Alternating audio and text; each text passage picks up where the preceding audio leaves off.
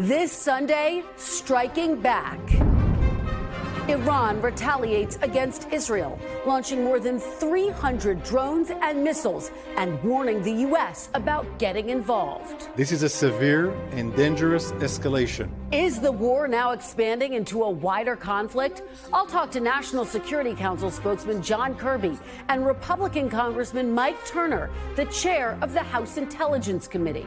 Plus, abortion battleground. The states will be making the decision. Shame on you!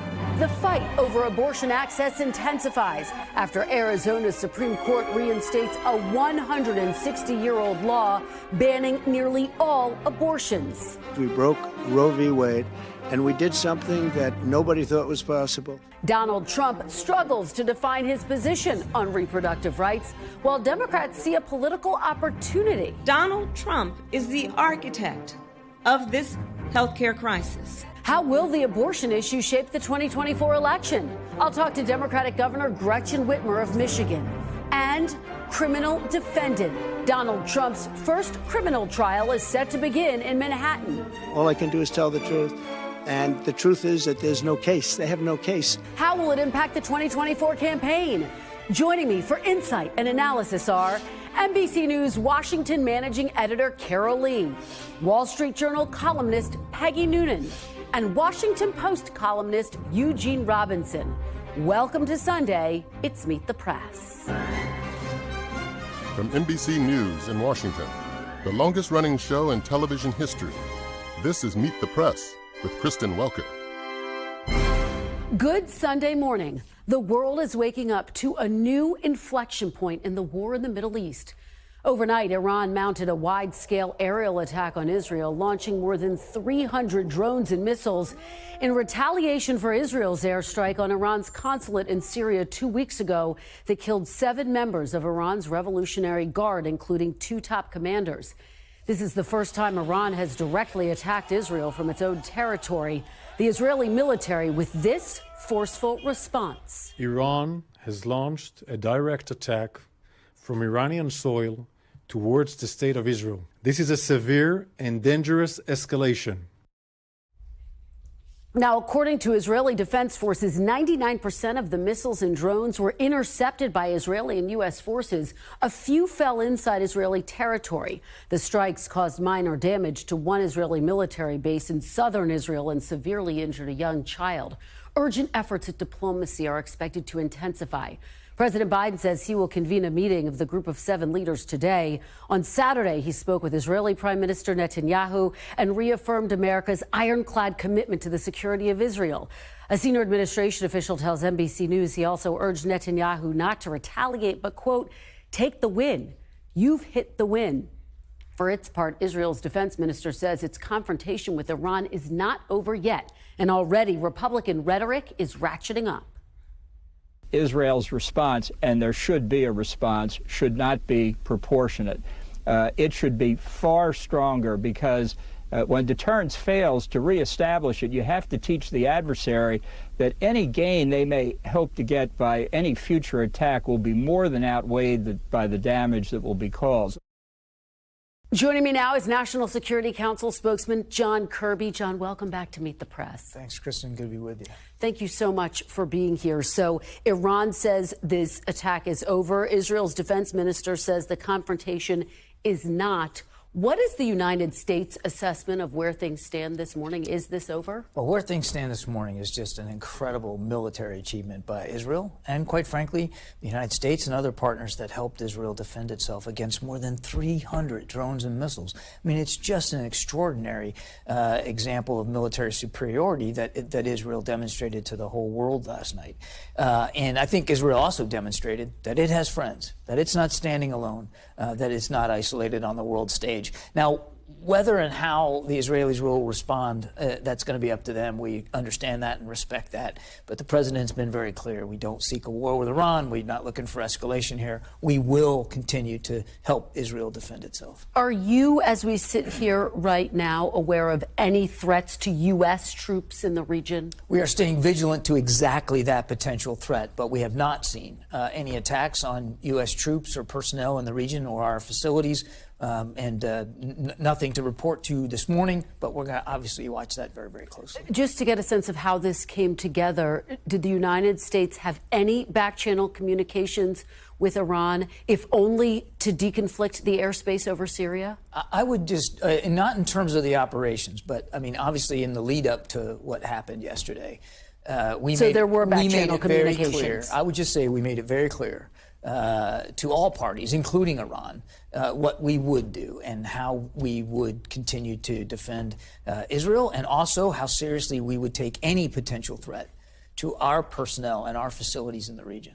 A lot of people watched what happened in the skies over the Middle East overnight, and they are wondering this morning, has this now escalated into a wider war?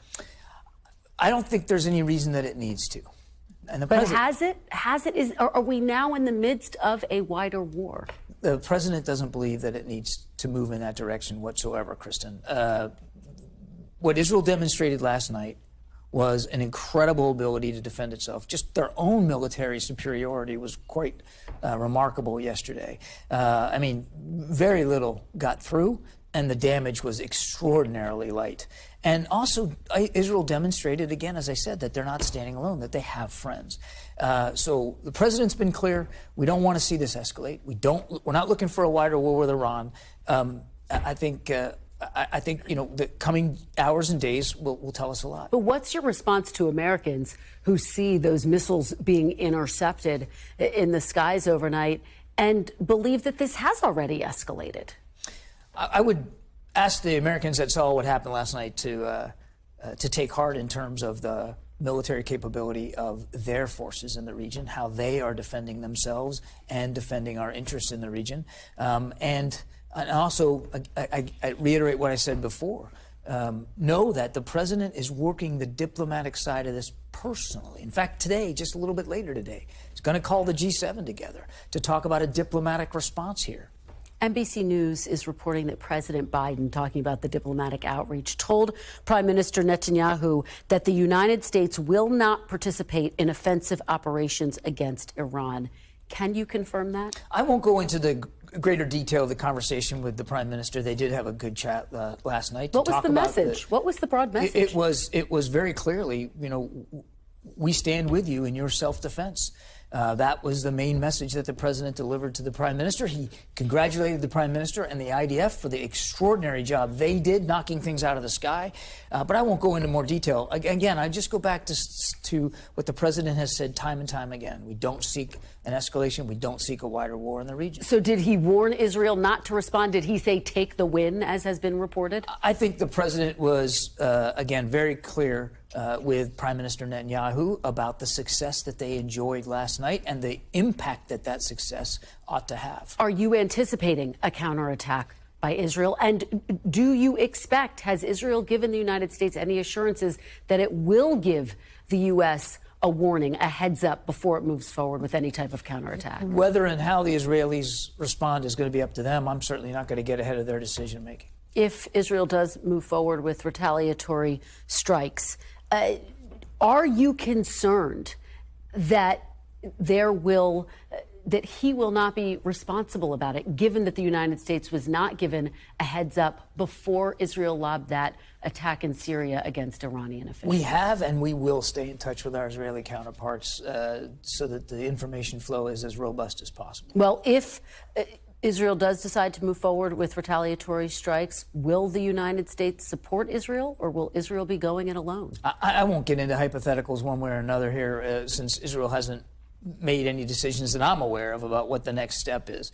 They performed extraordinarily well last night, and it really was a largely unsuccessful attack by Iran. That is noteworthy, and that should be remembered. And again, as I said earlier, it wasn't that they didn't do it alone. They had the United States support. And as the president said to the prime minister last night, that support for Israel's self-defense will stay ironclad. It will not change. Some Republican lawmakers are calling for the United States to respond directly to Iran. Has President Biden ruled out the U.S. launching a direct attack? As I said, the president has made it clear. We do not seek a war with Iran. We don't seek a wider war in the region. Is a direct attack off the table? Is it off the table? As the president said, we don't seek a war with Iran. What is the red line that would cause the United States to get directly involved? Well, my goodness, I mean, if we could sit here all day talking about what is and what isn't a red line, I'm not going to do that. I don't think it's helpful to get into hypotheticals. Let's focus on the task at hand. And the task at hand last night was to help Israel fend off hundreds of drones and missiles, and they did that successfully. Isn't the United States already involved to some extent, though, given that, as you say, it did counter a number of those drones that were directed towards Israel? Yes, that was a purely defensive mission. It was completely consistent with our obligations and our commitments to the defense of Israel. And again, Kristen, it wasn't just us. Other nations participated as well. How many drones, how many missiles did the U.S. shoot out of the sky? I don't know what the final tally is. I think the Department of Defense will probably be looking at that, but I think you could safe to say several dozens of drones and missiles that the United States helped down. President Biden said this week that Prime Minister Netanyahu's actions in Gaza are a, quote, mistake. Do you trust his judgment in deciding how to respond to these attacks? He's the Prime Minister of Israel. He's the elected leader of their government. We're going to continue to work with him, advise him, provide counsel and perspective, as well as make clear he knows, and I think he does certainly from last night, that the United States will continue to help them defend themselves. I mean, there is still a very dire humanitarian situation in Gaza. And after the last call, not last night, but the one before that with the Prime Minister, the Prime Minister assured the President that he would work to meet some of the President's requests with respect to increasing the aid, opening up additional crossings, getting more trucks in.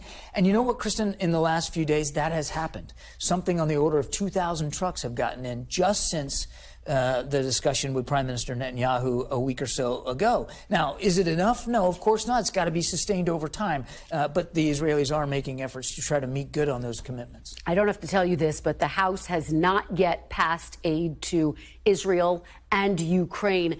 Given what has happened overnight in the Middle East, does that add urgency? What is your message to House lawmakers today? Should they be putting that supplemental on the floor this coming week? That they should put it on the floor as soon as possible. Last night, I mean, as if we didn't need any reminders in terms of what's going on in Ukraine, but last night certainly underscores significantly the threat that Israel faces in a very, very tough neighborhood. So there's a bipartisan bill by the Senate that all the House needs to do is take it up, put it on the floor, and you and I both know the votes are there.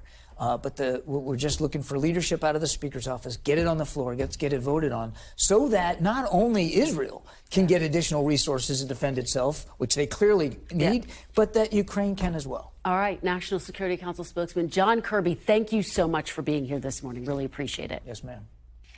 When we come back, the FBI director is warning that events in the Middle East could inspire attacks on U.S. soil. Republican Congressman Mike Turner of Ohio, the chairman of the House Intelligence Committee, joins me next.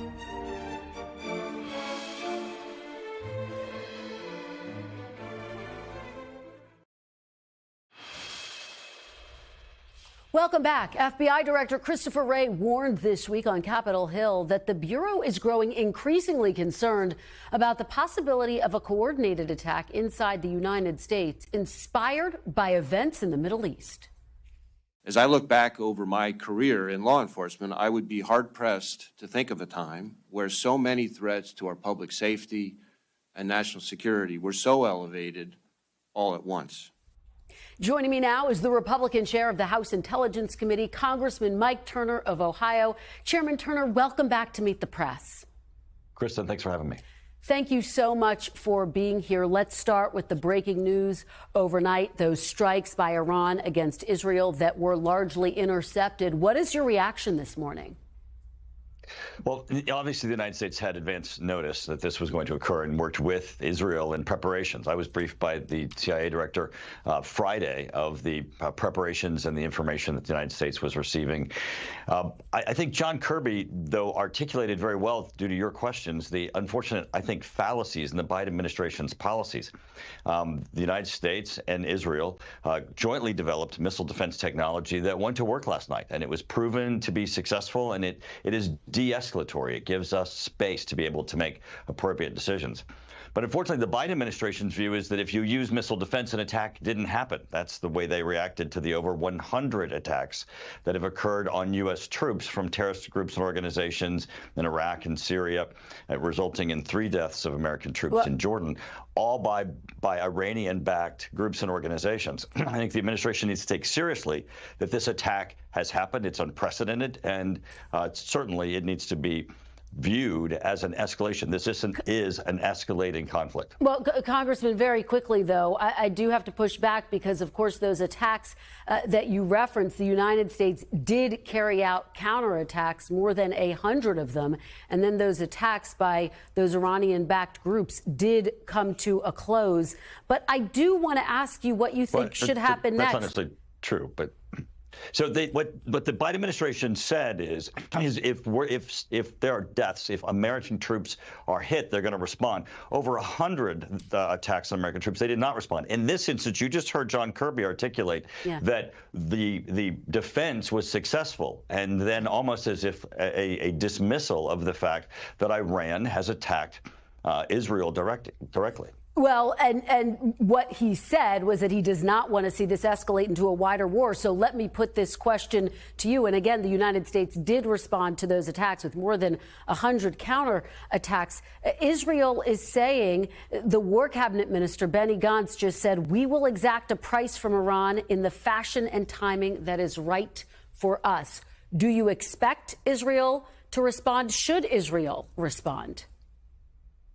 Well, even though these attacks are unprecedented coming directly from Iran, Israel has been under attack by Iran for decades. They fund and train Hezbollah. They fund and train Hamas, which undertook the October 7th attacks into Israel that were just vicious in the number of deaths and in the manner in which it was executed, all as a result of groups trained, funded, and given weapons by Iran. So this has already been an ongoing conflict where Israel understands that they have been under siege and under attack by Iran. It's the first time, though, that they have attacked directly from Iran, and certainly this is an escalation. I think John Kirby is wrong to be able to say we don't want an escalating conflict. It is already escalating, and the administration needs to respond. So you believe this has already become a wider war within the Middle East this morning? That is what you are saying?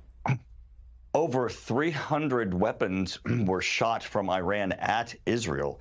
This is an escalating conflict. The administration, because we were successful, because we invested in missile defense technology with Israel, the administration is acting like, done. We defended Israel against these attacks. This is not escalating. This is escalating. Well, John Kirby wasn't necessarily saying done. He was saying let's not escalate this further. But let me ask you about what your Republican colleagues are saying, because I want to get specific about what you would like to see, Congressman. As you know, some of your Republican colleagues are saying this calls for the United States to respond directly by striking Iran. Would you support that? Should the United States go on offense and strike Iran, engage directly with Iran? I think what the United States needs to do is to understand that Iran has already taken the next step, of understanding that they get a free pass for attacking Israel directly from Iranian soil from the United States. And so is that a yes? Believe that is they that will a do yes, it. Congressman? You're saying I believe that they will do it again. And I think the United States needs to make clear, which this administration has not, that if they continue to attack Israel, that yes, they will get a response from Iran. Iran is in a very vulnerable position. First off, it should never be allowed to be a nuclear weapon state. This administration gave it $6 billion to release detainees. It has continued hold on, those assets were frozen. Congressman, as you know, those were Iranian funds, and the assets are now frozen. Let me ask you this. This administration permitted Iran to have access to $6 billion that it did not have access to before. But those assets are frozen and haven't made their way to Iran, as you know, Congressman. This administration has continued to fail to recognize that Iran is an adversary. It's an adversary to Israel. It is coordinating Hezbollah, Hamas, the Houthis in Yemen, and attacks on commercial waterways. The administration continues to look the other way and fail to recognize that this is escalating, Congressman, and they're going to have to step up to the plate. The administration has done what you've said that they should do, which is to warn that there will be countermeasures if Iran continues to escalate. I'm asking you, what should be done right now? Donald Trump's former national security advisor, John Bolton, called on Israel to destroy Iran's nuclear weapons program. Would you support that? Well, first off, Israel shouldn't, and the United States have made it very clear that Iran should never be permitted to become a nuclear weapon state. This administration, however, has been very slow to step up to that declaration. They have instead worked to try to engage Iran and failed to see it as an adversary, as really the malicious force that is destabilizing the Middle East. While Iran was destabilizing the Middle East, they continued to work with Iran, and I think they've emboldened Iran. Well, this administration's failing to say there is a red line. There should be a red line. Congressman, after Donald Trump pulled out of the Iran nuclear deal, Iran is now closer to developing a nuclear weapon. But can you just answer my question? Would you support that? Would you support Israel targeting Iran's nuclear weapons program? Just on that question, would you support Israel doing that? Well, and as I was answering to you before, Iran is very vulnerable, both in its nuclear weapon sites, but even in its weapons production sites, those weapons that are showing up on the battlefield of Ukraine in the hands of Russians, and also its oil logistics and export facilities. It is in a very vulnerable position. If Israel sees that it has to rise to the occasion to attack Iran directly in order to protect itself, then certainly I think the United States supports Israel's right to defend itself. You have a country, Iran, that is destabilizing the Middle East, continues to produce weapons capabilities that they're even exporting to Europe. They have their proxies that are attacking Israel, shipping commercial lanes. They are escalating while this administration continues to deny it. Congressman, bottom line me here. Do you want to see U.S. military action against Iran or Israel take a countermeasure against Iran? I don't think at this point that the United States should be engaged in a military action directly at Iran. But I do believe that if this administration fails to step up to the plate and understand that we have an escalating conflict and make it clear to Iran that there are red lines and that the United States will defend Israel and will not allow Iran to become a weapon state, that we will be in a broader conflict and we will have less options. Their failure to box in Iran and let them understand that there will be consequences make it more dangerous every day. As you know, this aid package that would provide aid to Israel, but also Ukraine, has been held up, has been blocked by former President Trump. Do you want to see the House Speaker bring this to the floor for a vote this week? And has he given you any assurances that he will do so? Well, it's not been held up by Donald Trump. First off, let's be clear. It's being held up in the House by debates and deliberations in the House of Representatives. I think that the Speaker has been very clear.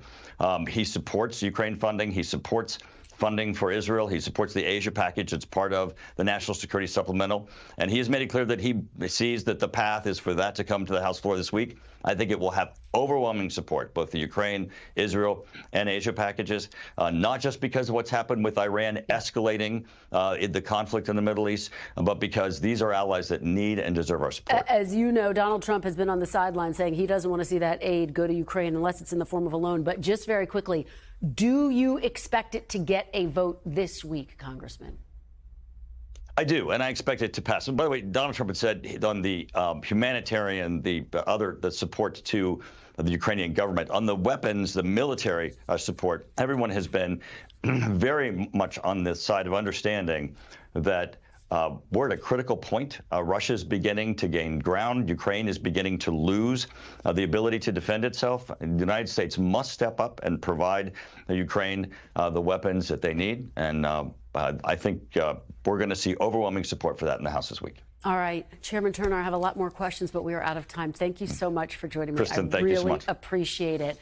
When we come back, Democratic Governor Gretchen Whitmer of Michigan joins me next.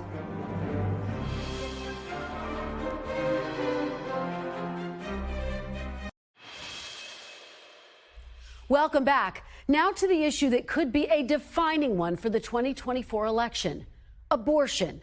This week, we were reminded of its power and potency when on Tuesday, the Arizona State Supreme Court reinstated an 1864 law that bans nearly all abortions, making the presidential battleground state ground zero for the fight over reproductive rights. Democrats wasted no time seizing on the moment. Vice President Kamala Harris traveled to Arizona on Friday and blasted the ban while putting the blame squarely on former President Trump, who appointed the 3 conservative Supreme Court justices who made it possible to overturn Roe v. Wade. Donald Trump is the architect of this healthcare crisis. And that is not a fact, by the way, that he hides. In fact, he brags about it. Just this week, he said that he is, quote, proudly the person responsible for overturning Roe. Now, for his part, the presumptive GOP nominee has consistently struggled to define where he stands on the issue.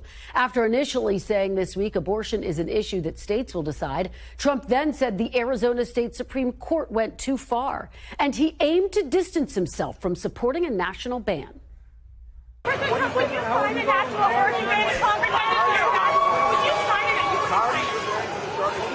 But as President Trump endorsed a 20-week federal ban on abortion back in 2017, it's Trump's latest position on abortion in a political career marked by a number of them.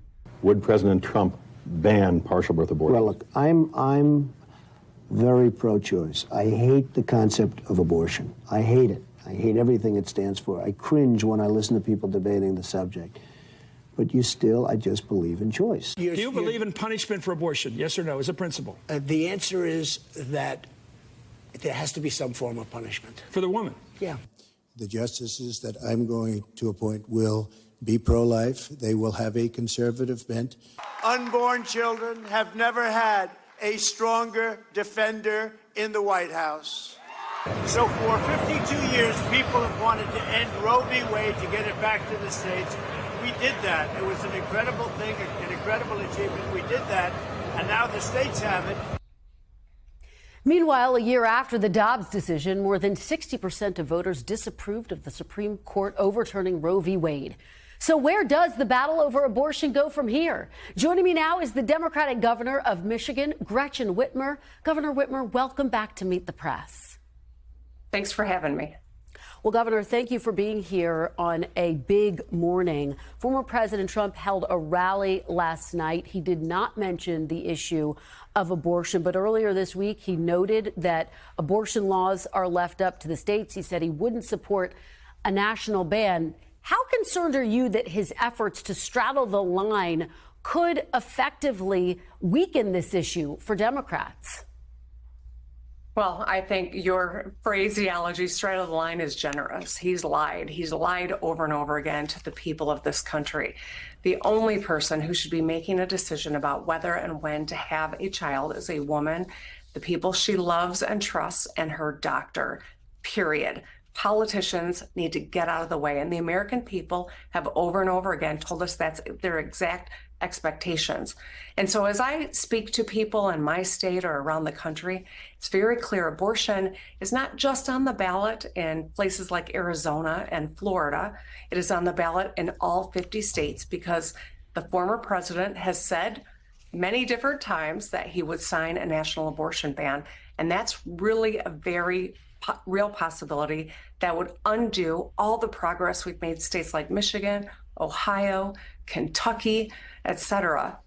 This is on the ballot for every one of us in this presidential election. Governor, you take me to my next question, which is, do you think that President Biden should make this the defining issue above all others in 2024 on the campaign trail?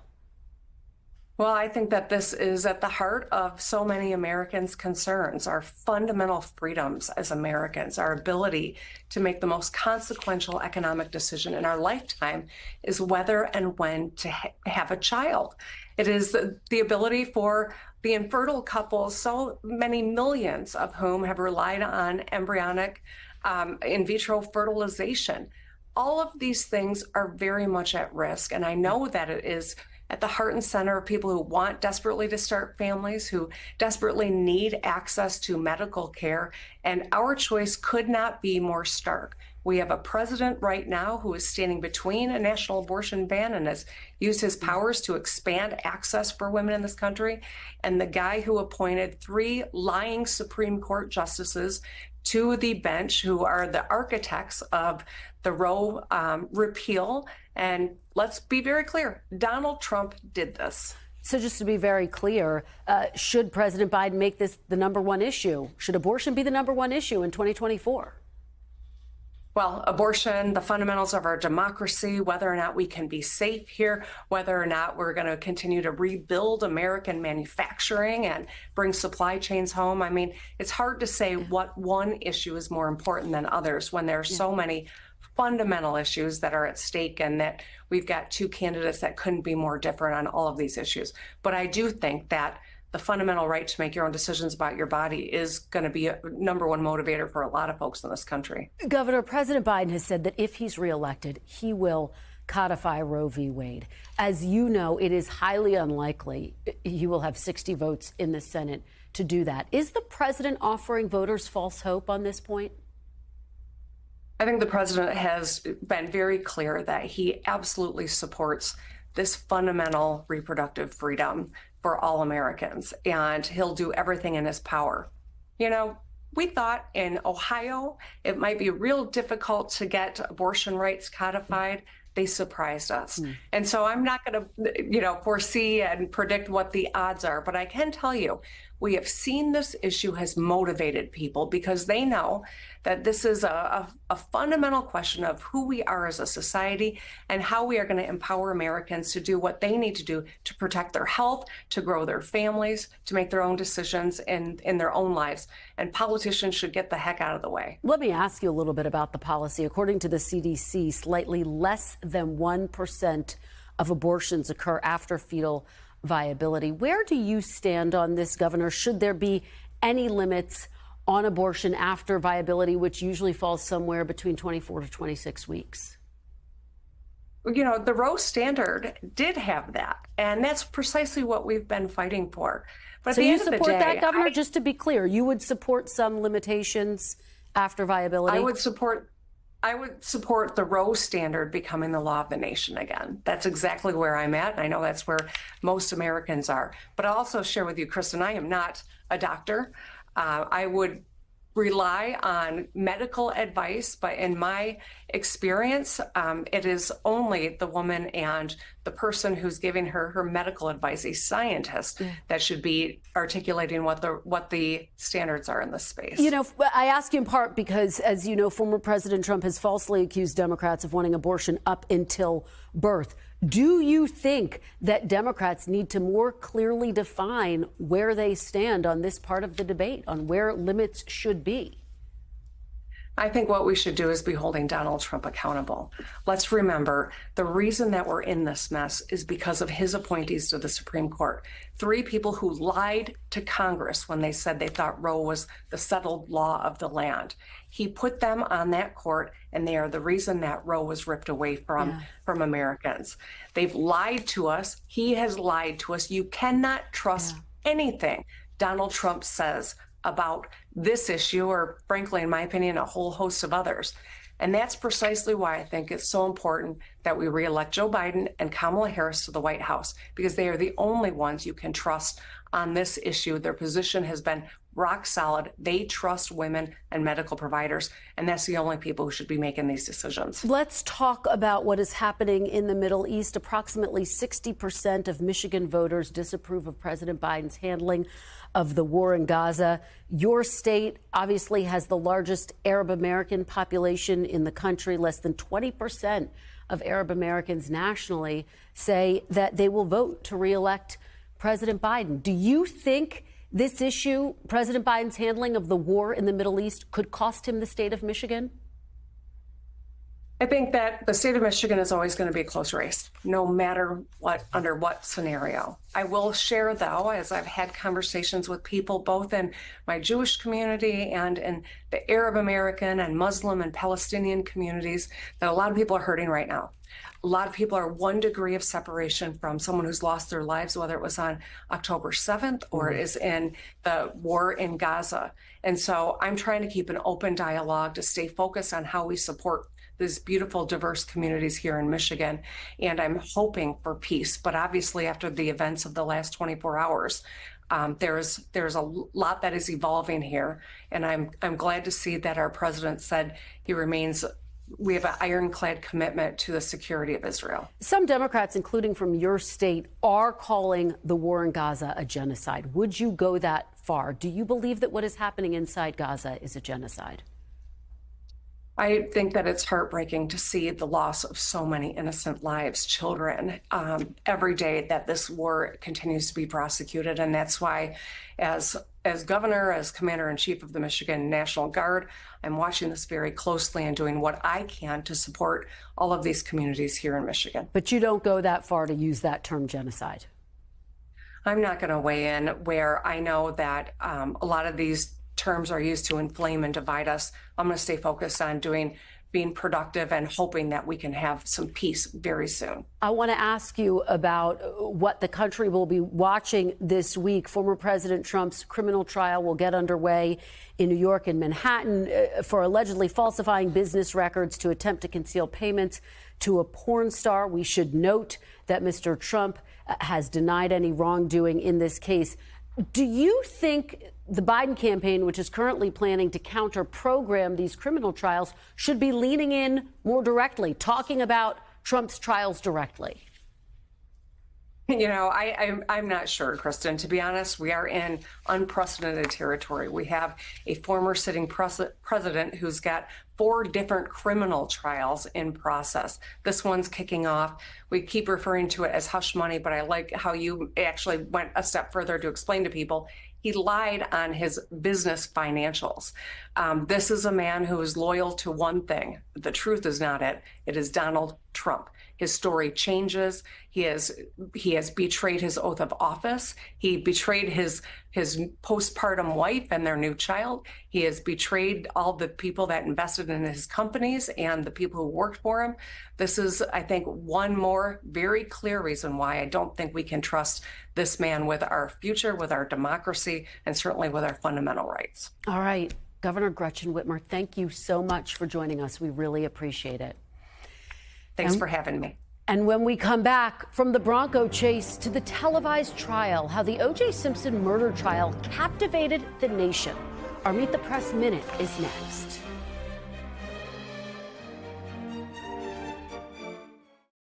O.J. Simpson died this week. The former NFL running back was, of course, best known for that low-speed car chase in 1994.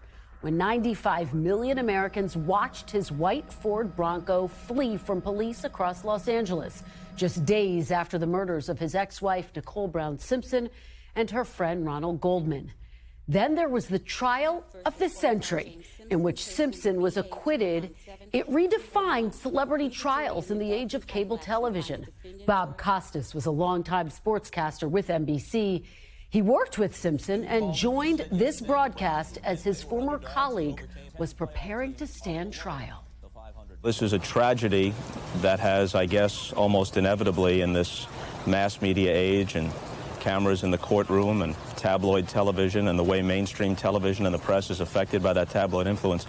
It's a tragedy that has rapidly become a spectacle. But we have to keep in mind a horrible crime has been committed. There are 2 victims. A man is on trial for his life. As shocking as the accusations against O.J. remain, even as we've had time to digest it, to those of us who knew him, I think the only thing a reasonable person hopes for is that justice will be served here. Regardless of what that outcome is, that justice will be served, not evaded or manipulated or obscured by peripheral issues. When we come back, he's facing 34 felony counts for falsifying business records. Donald Trump's first criminal trial will begin on Monday in Manhattan. The panel joins me next.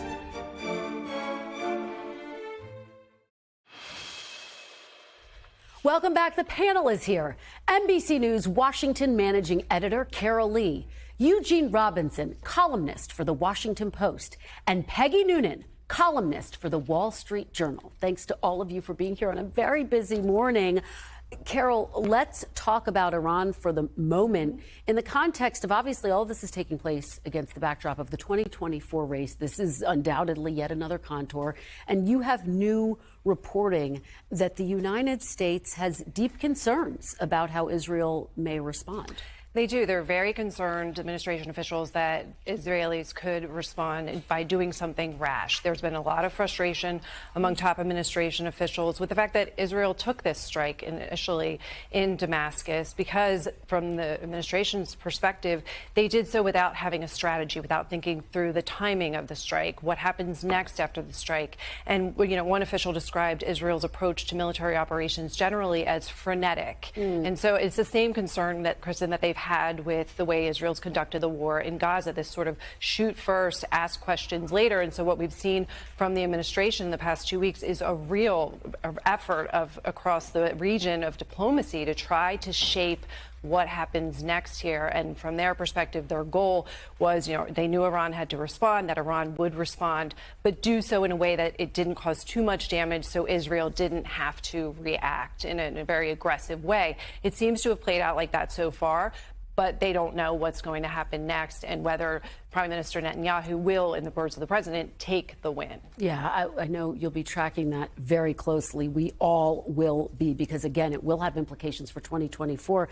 Peggy, another thing that will have big implications for 2024, the Trump trial. Yes. There could be more than one, but we know that his first one gets underway tomorrow, again, for those alleged falsified business payments that he made to an adult porn star. He has denied any wrongdoing.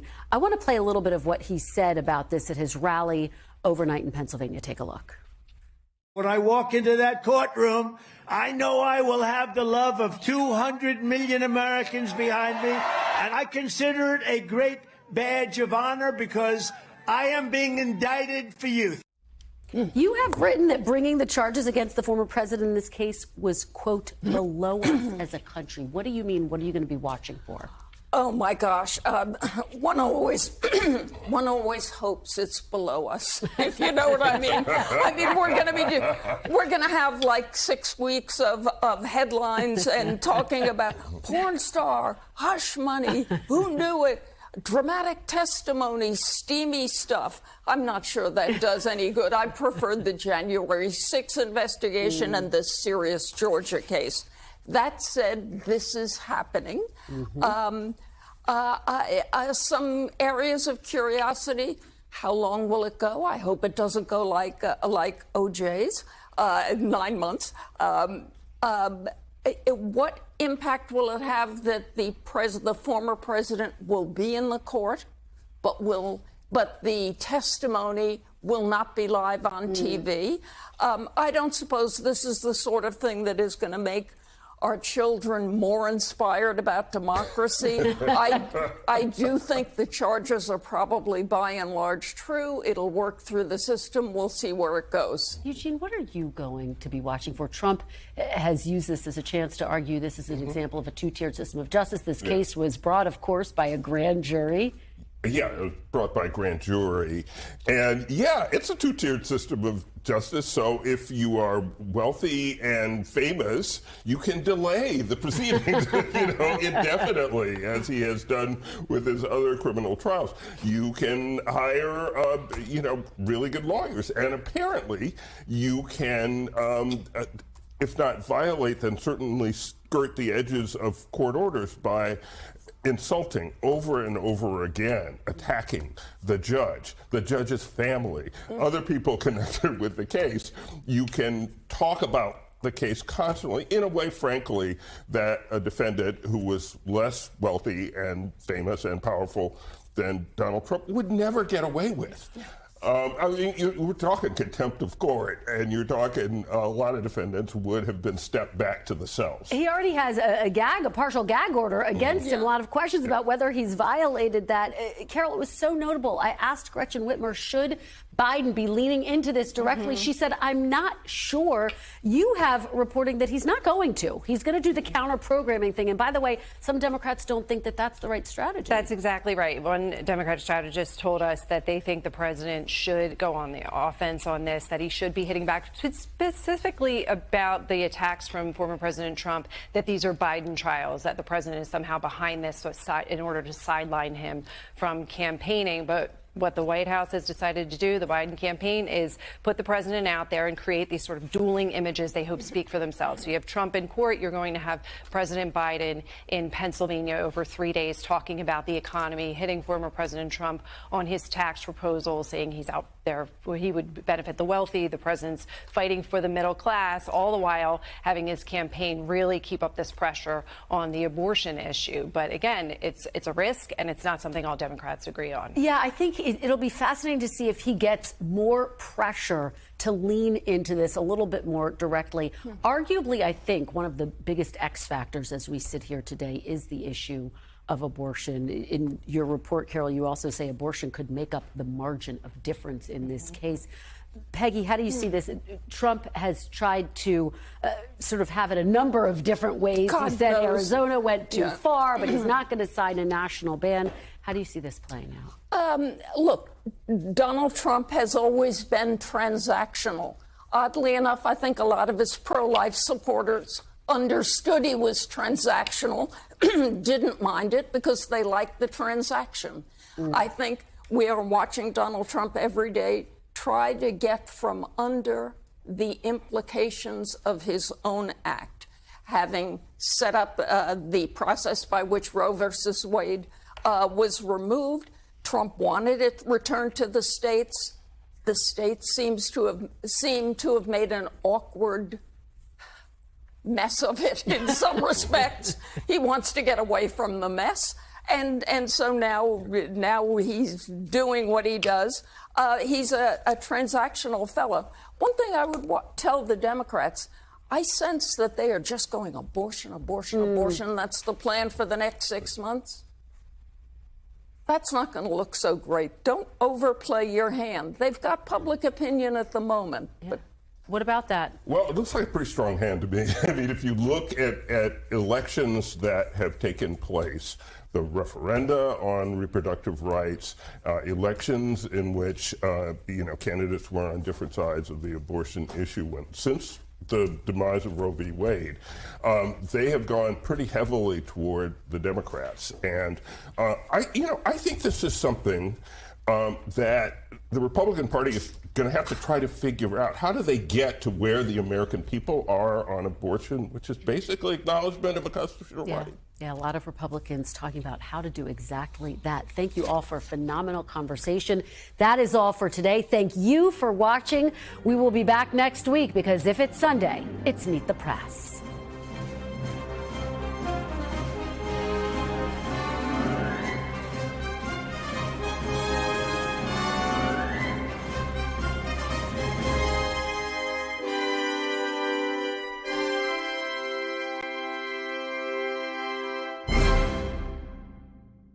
Thanks for watching. Stay updated about breaking news and top stories on the NBC News app or follow us on social media.